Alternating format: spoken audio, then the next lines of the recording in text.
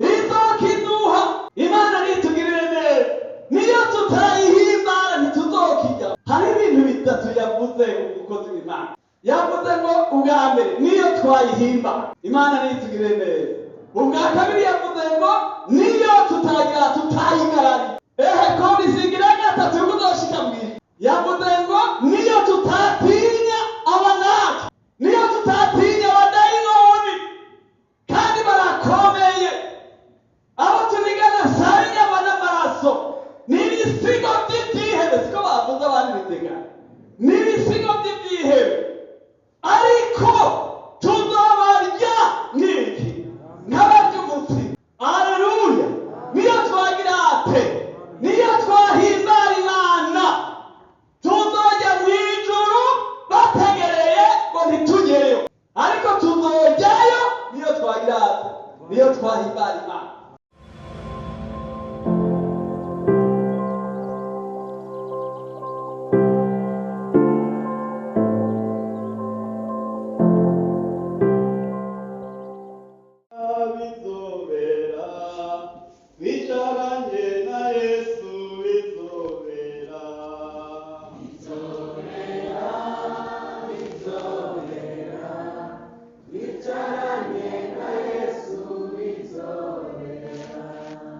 Yesu nashimwe. Mbega tuzokwicarana na Yesu? Bande bazokwicarana na Yesu? Yesu abahezanye. Tuzoba turi kumwe na jewe. Muri ibyo yavuze ngo nanje nyene mu izina ryanje ngo ntizobura kuhaba. Shicomba twese tukazokwicarana na Yesu atawuvuyemwo. Ego twibuka tuti hari igihe twahora twicarana mu gikungu, ariko noneho twicaranye hehe? Mw'ijuru. Muri ibyo yavuze ngo mbe mw'ijuru hoho ngo azohatwima, ngo yaye nta namba. Yesu nashimwe. Nanjye ndabaramukije mu izina rya Yesu Kristo umwami wacu. Ndabizi mwari munkumbuye, kuko nanjye nari ndabakumbuye. None rero turirimba indirimbo ya 80 duce dusoma ijambo ry'Imana. Yemwe abitambo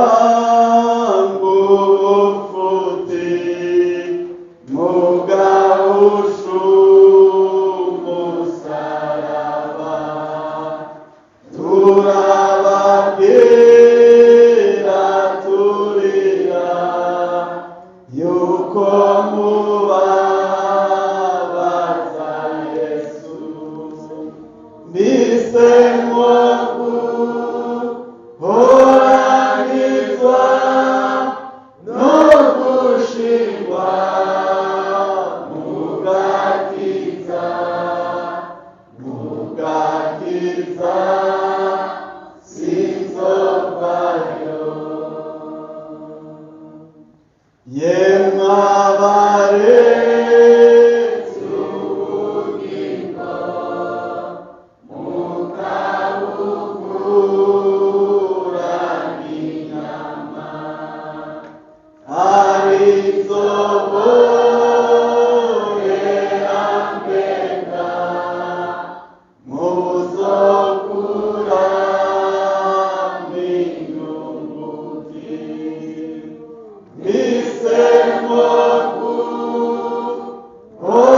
guhoranyizwa no gushingwa mugakiza, mugakiza sinzovayo. Yesu abahezagire. Tugomba dusoma amajambo y'Imana hariya mu guharura, igitabo cyanditswe na Mose 13:28. Dusome mu izina rya Yesu. Mwashitseyo? Ego umutwe w'amajambo uravuga ngo inkuru abatatsi bagarukanye. 28. Maze mugabo abantu baba muri ico gihugu n'abahitsi, kandi ibisagara byabo bizitijwe inzitiro z'amabuye, kandi ni binini cyane. Eka mbere twabonyeyo Abanaki, kandi igihugu cy'Inegevu kibamwo Abamaleki, n'umugamba waho ubamwo Abaheti n'Abayebusi n'Abamori, kandi aherereye ku kiyaga aba Banyakanani bo n'ahaherereye kuri Yorodani. Maze Kalebu yambira abantu bariko baridodombera Mose, aravuga ati nimuze tuduge ubunyene tuhashikire, kuko dushobora rwose kubatsinda. Ariko abari baduganye nawe bati ntitwoshobora kuduga ngo turwanye abo bantu, kuko baturusha ubuhizi. Babarira Abisirayeli inkuru y'agacavutu z'ico gihugu batase, bati igihugu twanyuragiyemwo tugitata ni igihugu kimiragura abantu babo, kandi abantu bose twahabonye n'abagabo barebare cyane, kandi twabonye ibigatanya ari bo Banaki bakomotse ku bigatanya nyine. Ku ruhande rwacu twabonye ko tubameze ko nk'inzige, nabo kandi bakabona ko ariko tumeze. Ishengero ryose riraturikisha riraboroga. Iryo joro abantu bararira. Abisirayeli bose bidodombera Mose na Aroni. Ikoraniro ryose rirabarira, itesiyo tuba twarakuye mu gihugu ca Egiputa, canke tukagwa muri ubu bugara. Mbega Uhoraho atujanira iki muri ico gihugu? Kwicigwayo n'inkota, abagore bacu n'ibibondo byacu bakazoba abanyagano. None iciza suko twosubira muri Egiputa. Baravugana batenda twiroranirize wo kutugaba twisubirire muri Egiputa. Maze Mose na Aroni bikubita hasi imbere y'ishengero ryose ry'Abisirayeli ryari rihakoraniye. Yosuwa mwene Nuni na Kalebu mwene Yefune bari mu gitigiri c'abagiye gutata ico gihugu, bitandagurira kw'impuzu zabo. Babarira ishengero ryose ry'Abisirayeli bati igihugu twanyuragiyemwo tugitata ni igihugu ciza ciki c'agahebuzo. Iyi 89 niyo duca kwa karongo, niyo duca duhagararako.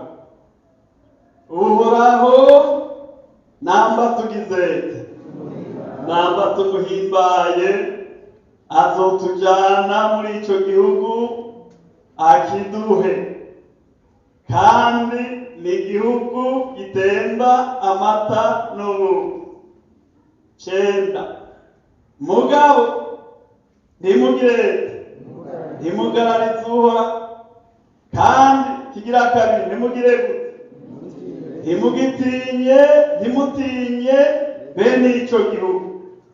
Tuzobarya bwa mutsima icabakingira cabakuye, ariko tweho Uhoraho ari mu ruhande rwacu, ntaco mugira gute, ntaco mutinya.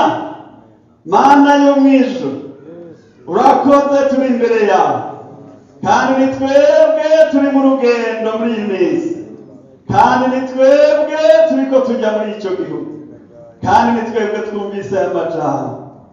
Haleluya, urakoze Mana. Coya dutahuze yatugaburire, dufashe mbere ububasha bwose bw'umwiza, duhaye kazi ubutatu butagatifu mu izina rya Yesu Kristo umugororotsi niho dusenze. Amen. Yesu nashimwe. Tugiye guhagarara, mwumvise n'amajambo menshi twasomye, ariko tugiye guhagarara kuri ijambo bivuga ngo uhoraho tumuhimbaye azotujyana muri icyo gihugu kandi akiduhe. Yesu natugirire neza. Aha yari igihe Abisirayeli murazi ko Imana yabateruye ibakuye ahantu bari bagorewe novuga muja.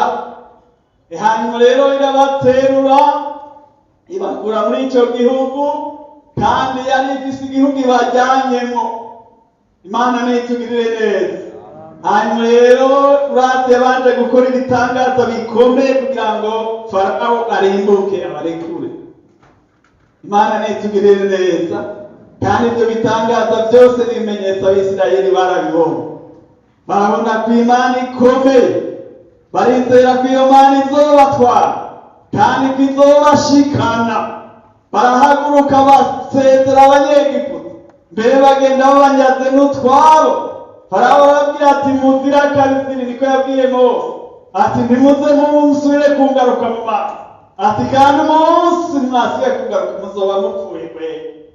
Mose aramubwira tubivuze ko ntituzosubira kugaruka mu maso yawe. Basha barasezera baragenda. Ariko hinge bashikire ku kiyaga gitukura. Baca babona ko atanzira. Nagira ndakubwire ngo uhoraho arafise inzira. Naho ubona bikomeye aho nyene uhoraho ntihagomba kuducisha. Dusome ijambo duce tugarukaho. Hariya Kuvayo 13 murongo wa 17 duce dushishika. Kuvayo 13 murongo wa 17.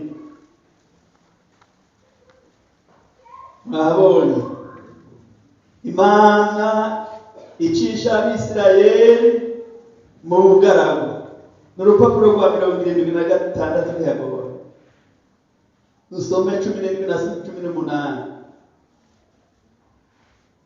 Nuko rero Farawo amaze kurekura aba bantu, Imana ntiyabacishije mu nzira ica mu gihugu c'Abafilisitiya. Nahariyo yari irashe.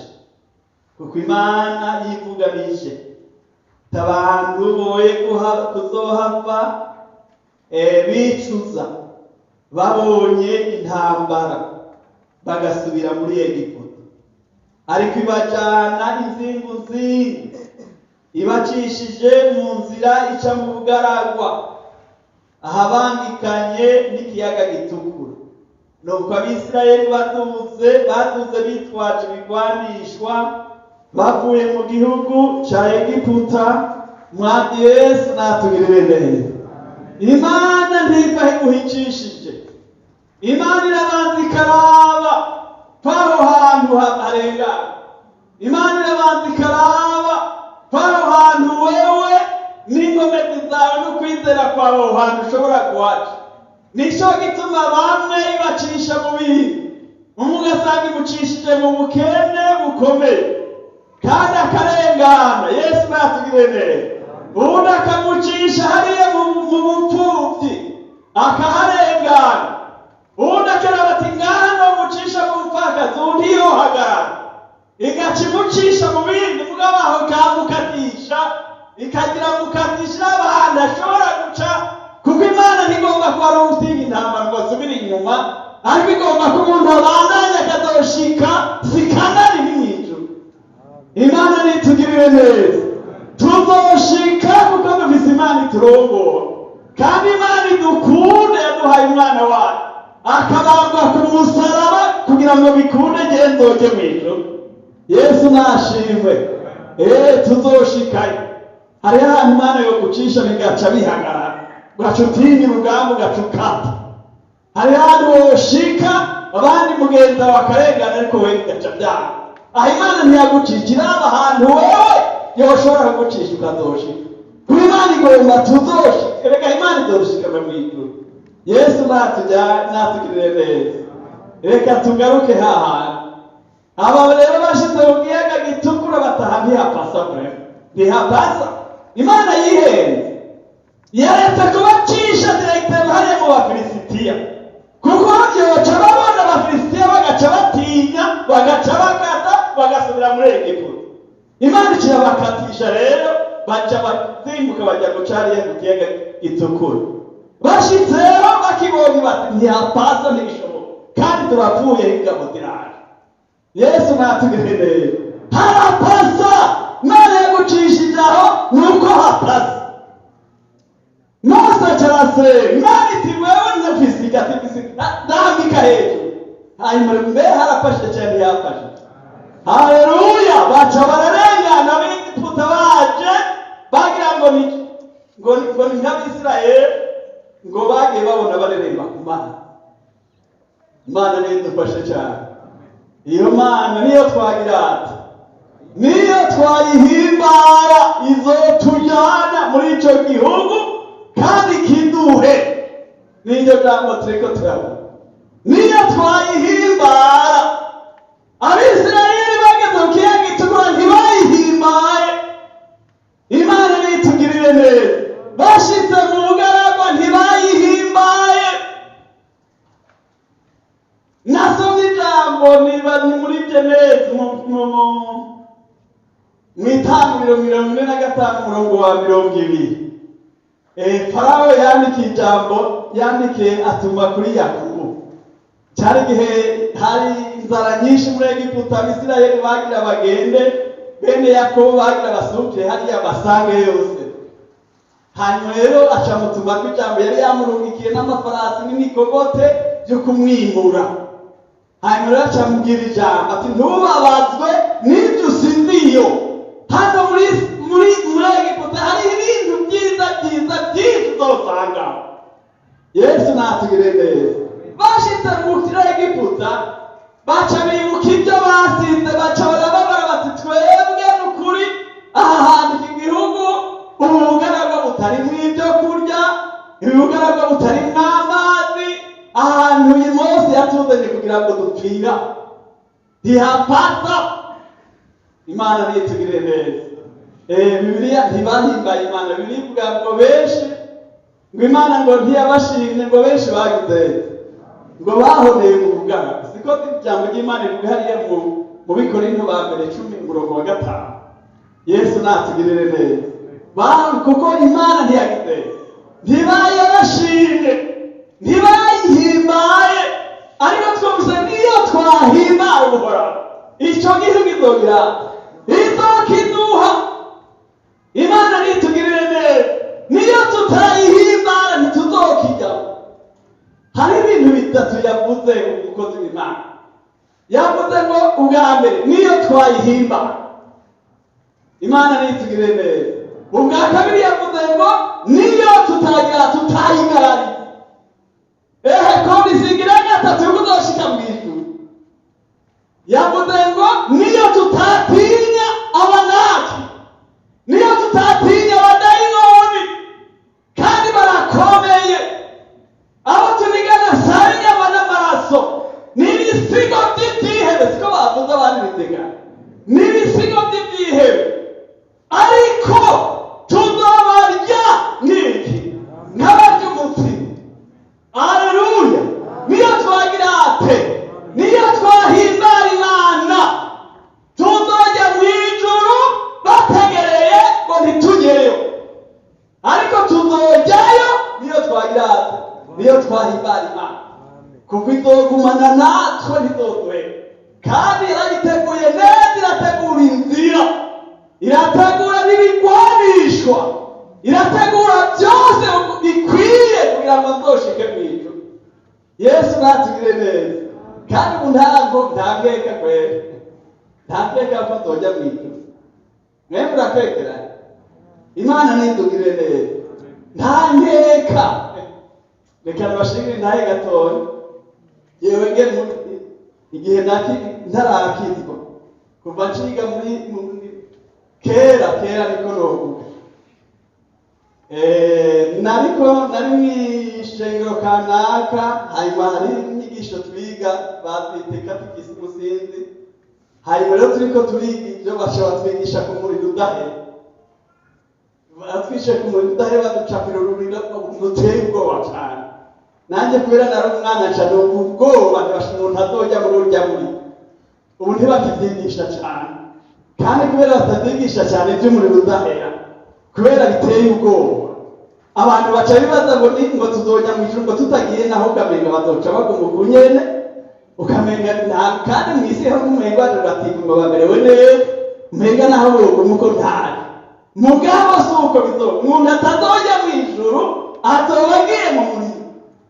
Rero ko ncangira ubwoba, ncamumana isengesho mu mutima, ndarikurana byavuga ngo Mana ngo jewe n'ukuri uzuntabare sinzege muri wa muriro, jewe uzonke kujya mw'ijuru uko byogenda kose, jewe uzonke kujya mw'ijuru kandi nkabisenga rwose, nariko n'ibyaha ngashishikara, none ko nari nkiri mu mwiza, ko ntari bwamenye inzira. Imana nidufashe cyane. Mbega ubu twaramenye inzira cyane ntitwayimenye? Twarayimenye, none tutoreka kujya mw'ijuru dusamaye, umuntu yishimye, umuntu yangavuga ati Imana nidufashe cyane. Hanyuma rero hagera igihe rero ntangura kwegera Imana, urabona hari umuntu ariko arakura, aca yumva umenge hega iminsi tumaze siyo dushigana. Hariho abantu bakuze aha twegeye, ndabona ijuru riri hafi yanyu, muri iri byavuze ngo urugo rw'Imana ngo ndaruraba nk'ururi hehe hafi y'amaso, ngo kubwo kugira kubwo kwizigira Yesu natugire neza. Rero mpuze nje ndakura gusenga rwose, hanyuma Imana itanguye muri iri byavuze ngo ituma ngwebera muri ngo nshamenya ko nacumuye ncarira. Imana imaze gutuma ngwebera mu bugingo bwanje, canumva nkwiye kwegera Imana, gasenga Imana, ntangura kujya mu ya kare no mu ya gatatu no mu ya hariya menshi, hanyuma rero gaca nihumuriza ntubu rero ntangorane zoca njya mw'ijuru kabisa. Haleluya, Yesu nashimwe. Wa muriro sinzojyamo, nkihumuriza mugabo gaca numva ijwi rimbwira ngo paditi, ni ukuvuga mu Kirundi ngo ntabe namba. Erega abanyabyaha ntibazojya mw'ijuru kiretse bagize, kiretse bihanye ibyaha, kiretse bagahimbara Imana. Badahimbara Imana ntibikunda. Abazojya mw'ijuru nibahimbara Uhoraho. Ikindi gihe bambajije mbega none hajya banaka sinzi ibindi bambajije, none hajya bazojya mw'ijuru ko batizera Yesu, bizera Muhammad, bizera sinzi yandi mazina naho ntoya kugira ngaho. Yesu nashimye, aca bambaza none bazojya mw'ijuru, ntibazojyayo nyine. None ikwihana Imana ntiyuguruye urugi, none hari uwo yasobanuye, niyo bihana bagahimbara Imana nabo nyine bazojyayo. Nta muntu n'umwe atazojyayo keretse uwigararije, siko twumvise, cyangwa akagira ubwoba agatinya abadayimoni agasubira inyuma, cyangwa akareka gukizwa kubwo gutinya Satani. Ariko umuntu azokwizera Imana, Yesu nadufashe cyane, akizera Imana akayihimbara. Kuko nasomye ijambo hariya, reka turajya kwisoma hariya mu Baheburayo 11:5-6 turaza cyane twasomye, reka tugire ko tuhasome, tugire ko tuhasome kandi duca dutera turangiza. Dusome hariya Abaheburayo 11:5 mwashitseyo, urupapuro rw'amajana 255 mwabonye. Dusome mu izina rya Yesu. Aravuga ngo ukwizera niko kwatumye mbere, ndumva turi kumwe ariko si benshi. Ukwizera niko kwatumye mbere, ego turi kumwe. Enoki ajanwa mw'ijuru ngo ntabone urupfu, kandi ntiyaboneka kuko Imana yagize ite yamujanye. Mbega natwe izotujyana? Ego hano hacavuga ngo kuko yashingiwe intahe atarajanwa yuko yagize ite, yuko yahimbaye Imana. Kandi utizera ntibishoboka ko agira ate, ko ayihimbara. Kuko uwegera Imana akwiye kwizera yuko iriho, igahimbera abandi. Yesu natugire neza.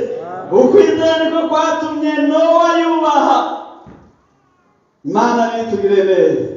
Aha ndagomba nanone duce tumushyira mu bantu bizeye bagahimbara Imana. Yesu natugire neza. Ego hanyuma rero ngo ngaca numva ijwi rivuga ngo paditu, ngaca mbabara rwose kubera ndabona ntagiye mu ijuru, ariko bene data Imana yambwiye ngo ndakubwire ko izodutwara neza kandi ikadushikana mu ijuru. Yesu natugire neza. Mbonye rero ntazoja mu ijuru, naca mbona cya gihono, ngaca numva ngize ubwoba butagira uko bungana. Hari ahantu nagenda nkajya madamu n'abana baryamye, ngaca ngenda aho hantu, ngaca nsenga, ngaca mvuga nti reka basi nsenge kumwe nabo n'abapantekote basenga hari ikirere. Kuko nta mwaramutse kandi nta dawe wa twese, ariko babwira Imana ibiri mu mutima. Nandi ikintu kiri mu mutima Mana jewe ngomba kuzoja mu ijuru. Ndakwinginze ntuzompe kuzoja mu ijuru. Navuga nti Mana uze wiyaranje, ume wiyaranja. Nagira ngo no kwiyaranja ko sinari bwamenye Bibiliya ko ijambo ry'Imana rihariye muri Petero wa 2:3-9 havuga ngo Imana ntitabaje isezerano kuko bamwe batakwitevya, ngo ariko ngo gizete ngo yihanganiye twebwe, ngo kubigomba ko abantu bangahe bose bihana bakagira ate bakazoja mu ijuru. Yesu nashimye. Eho nagira ngo nakantu zoba inkoreye ariko igomba ko bose, na wewe na jewe na bariya Imana irabagomba. Haleluya. Hanyuma rero ngaca rero ntibuze wiyaranga. Hanyuma rero ngaca nibaza nti mbega basha none kubera iki numva padiri. Ngaca ngerageza ntacyo ntagerageje, nkagerageza kujya gusinduka gusenga kenshi. Mbega gusenga kenshi niko guhimbara Imana. Kandi ijambo ry'Imana rivuga ngo amasengesho y'umunyabyaha ngo ni iki? Ngo ni igisesema uhoraho. Igihambaye no gusenga mugabo uhimbaye Imana. Igihambaye no gukorera Imana mugabo atari kwagiriza iki. Igihambaye tuyihimbaye. Tuyihimbaye. Amina, tuyihimbaye. Nico tuyihimbaye. Ntituyigararize, kuko kugarariza Imana no gukora icyaha. Kuko birivuga ngo icyaha niwe mugarariza. Tuyihimbaye tutayigararije kandi tudatinye abanama ngo dusubire inyuma. Imana nitugire neza. Birivuga ngo kubw'ibyo rero ngo twambare ibigwanishwa byose Imana itanga. Hanyuma rero ndagerageza kujya gusenga kenshi nkumva padiri, ngagerageza gutanga imperezwa nkumva padiri, ngatanga ibigira cumi padiri, ngagerageza gufasha boro padiri, ndagerageza byinshi, ndagerageza kwigisoma ishapure padiri. Kuko Imana ni mpaka bihimbara, kandi umuntu atizeye Imana ntibishoboka ko yihimbara, kandi umuntu adakijijwe neza. Muri ibi byavuze ngo mbisemo guhora indani, guhora nkizwa neza kugira ngo mpimbare Imana. Nzoje hehe? Nzoje mpinjira. Hanyuma rero umunsi nabitunganya neza, ntarinze guca kure icyo cwi sinasubiye kuryumva, ariko ngize ntizoja mu ijuru numva ngo amen. Haleluya. Tuzi biganza dushimira Imana. Erega twavuye kure, aho Imana yatugiriye neza, kandi utiyagaye ko ijuru riri imbere yawe. Hariho abantu rero bavuga inkuru mbi y'iki gihugu cy'Isirayeli. Hariho abantu bakubwira ko aramananiza bitakunda, ko umuntu atogororoka. Agaca avuga ngo urabona ko kiri muri iyi si, aba Henoke bari mu isi, aba bantu baciye muri iyi si, aba bayobo baciye mu biba bikomeye, ba Daniyeli bariyo mu ijuru, bariyo. Simwe duhora turirimba ngo mu kibuga tubwira ngo nibiki imbere ngo bakine muri iki kibuga. Iki kibuga dukiniramo ngo ndetse abandi bakiniye, ariko bariyo. Yesu natugirire neza. Nuko tugiye gusenga Imana nitwayihimba, Yesu natugire neza. Nitwayihimbara tuzojayo, kandi abadayimoni na satani tuzorengana batukura, kandi abanyabyaha tuzogenda batukura. Dawidi acayihimbara. Abandi ba Sawuli n'abisirayeli ingabo z'Abisirayeli bari baguye mu mazi. Baba ukibona gusa kiriya kintu sinzi ko ari kinazi wese kinazi ni cyari Goliyati igifilisitiya.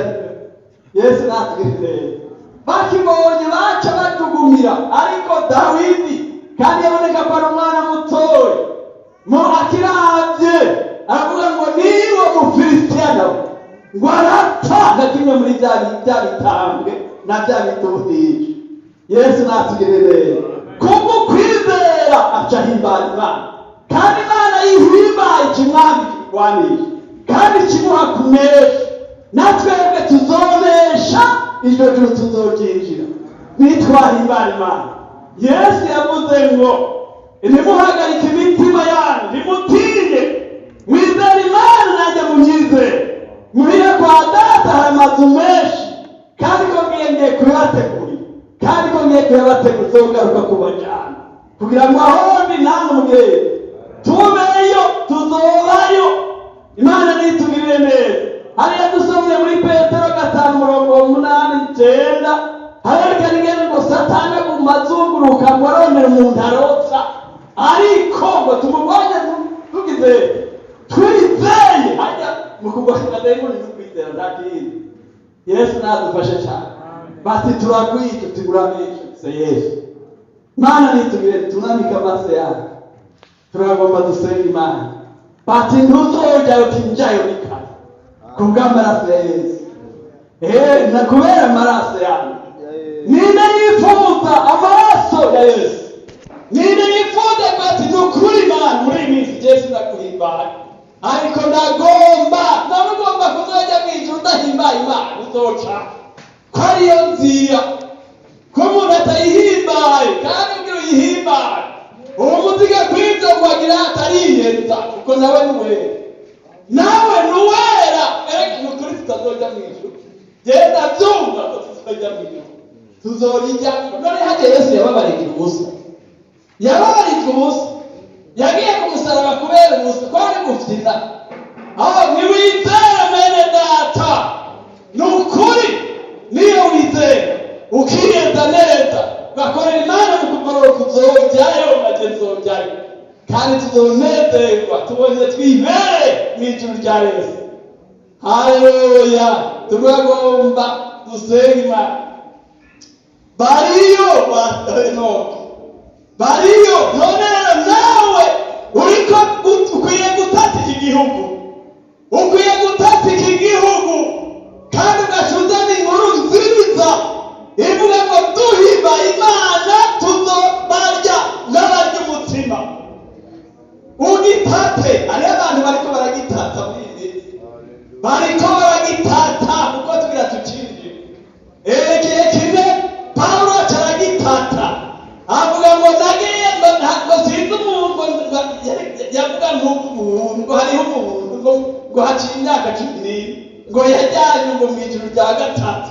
Ariko ibyo yabonye nawe urakwiye kujanwayo ukabyitegereza, bizogutera inkomezi. Hajya Pawulo igituma atashwima, igituma atagize intege ntiyari yaragitata, arakibona baragitata. Yakobo acavuga ati sinarizi ko ahaga Imana yaragitata, namwe murakwiye kugitata. Haleluya. Kugira ngo mwogerwe inkomezi turwane intambara nziza twigire mw'ijuru. Genda bona hageze, genda umva ko tugira tugende, kadusaba kuko turi Imana bacisha mu ace basengera Imana. Hanyuma rero urumuhanire guhimbara Imana kuko tuyihimbaye. Kare kuna yose bo baca barahimbara Imana kubwo kwizera. Tanze amashimwe kuri uyu mugoroba, gushimira ko wadutumiye umutumiro mwiza, umutumiro w'ijambo ryawe. Ijambo ryawe ryavuzwe muri za ndirimbo uriko urakoresha abasavyi bawe, vyabaye ibimazi biguhimbara byaduze imbere yawe kandi mu kwizera vyagushikiriye. Ewe nawe ijambo ryawe riratubwiye abaguhimbaye bataciwe ivutu n'ivyo babonye, bwavuze ngo tuzobarya nk'umutsima. Bari bahimbawe no gushika muri ico gihugu, bavuga ngo ni igihugu ciza gitemba amata n'ubuki, ariko ngo Mana tuguhimbaye iki gihugu tuzocinjira mw'izina rya Yesu Kristo.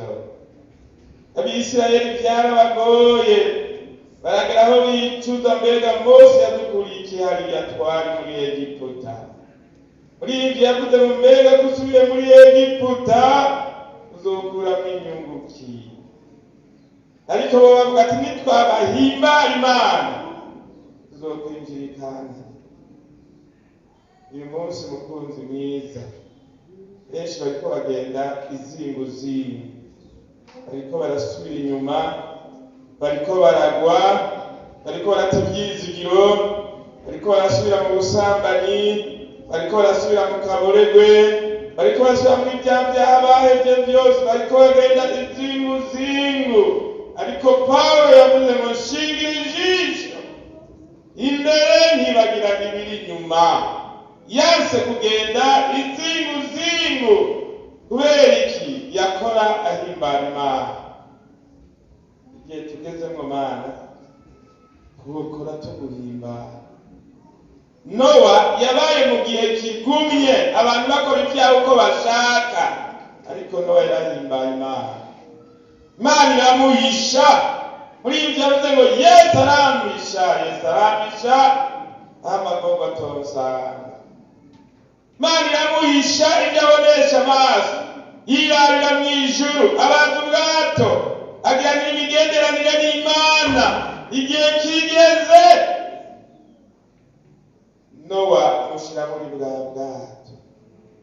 Nuhabwa icubahiro mukunzi mwiza. Enoki ijambo ryawe ryavuze ngo yahimbara Imana, arahimbara Imana, ayihimbaye kubwo kwizera. Enoki aduga mw'ijuru adaciye mu rupfu. Turagushimiye ijambo ryawe twumvise. Mpemu yera yigishije, mpemu yera yabatahuje. Umuntu wese mpemu yamubwira ati ibyo wakoze byose ntiwahimbara Imana. Bisuzumye bafukamye imbere yawe, imbabazi nizo bagomba ko baguhimbara. Erega na Dawidi yarisuzumye arihana atahimbara Imana. Jambo ryawe ngo naho umuntu yakora ibyaha bikaba tukutuku avyihanye, Imana imugirira imbabazi. Abana b'Imana bagirira imbabazi. Haleluya. Bagirira imbabazi guhakiza amaraso yawe. Bavuye hano bemerwa n'ijuru, bavuye hano bahimbara Imana kubw'amaraso ya Yesu Kristo. Bumva imbabazi z'Imana ko ziri kuri bo, ntibakekeranye, bizere ko bagiriwe imbabazi. Urakoze Mana ko bagiriye imbabazi. Umaze kubagirira imbabazi, bari inkomezi za mpemu yera. Muri ivyo yavuze ngo Mwami tuma nonaha inkomezi za mpemu yera. Uyu mwanya turagusavye mw'izina rya Yesu Kristo, ururutsa mpemu w'Imana yirukiye kuri bano basavyi bawe. Hariho abapfukamye, mpemu yururuke, kuko bamaze kuguhimbara kubw'amaraso yawe. Abari hariya bicaye mu ntebe, mpemu yurukire kuri bo kugira ngo bagume baguhimbara. Kuko ijambo ryavuga ngo ntawe uzi umunsi canke isaha nzaba yovuga canke urupfu rugashika, kandi bavuze ngo iryo shengero uzorijana ritagira agasembwa, irabaga canke injereje, uzojana ishengero riguhimbara. Kandi ngo barongorwa na mpemu nibo bana b'Imana. Aba rero bari inkomezi za mpemu yera, baguhimbara, ubitegereje baguhimbara, ubitegereje ubone ko bari ku rutonde rwiza rwo kuja mw'ijuru, mw'izina rya Yesu Kristo. Ijambo ry'Imana rivuga ngo nimwanyegera nanjye nzobegera, kugira ngo Nowa canke Enoki abahimbara Imana, baregera Imana bakayaganayo. Tukwegere muri ya masengesho kuko abaririmbyi baririmbye babivuga mu gusenga, twegera Imana. None urakoze kubagirira imbabazi, kandi urakoze kuba hari ubushobozi bwa mpwemu bwo kukwegera, kandi bavuze ngo nta muntu yaja hondi ngo ndamwirukane.